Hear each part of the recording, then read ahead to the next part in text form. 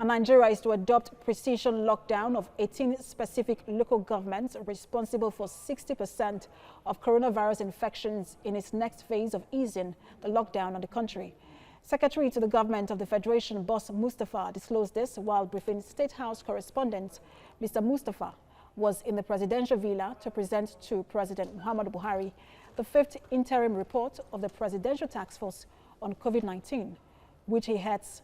And the SGF painted a grave picture, stressing that the country was in the advanced stage of community transmission and the number of infected persons would continually rise since there was still no drug or vaccine to cure the virus. The recommendations of the task force are to guide the president in making a decision as the country enters the last day of the second phase of its easing the lockdown. We have identified 18 local governments out of the 774 local governments that are considered to be high burden with this infection. They account for 60% of the figure you have of the 24,077 infections.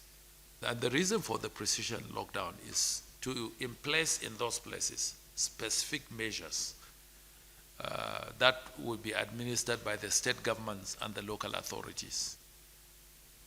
It's not for the federal government, it is the responsibility of the state governments and the local authorities to put in place measures which might be similar to the first response we had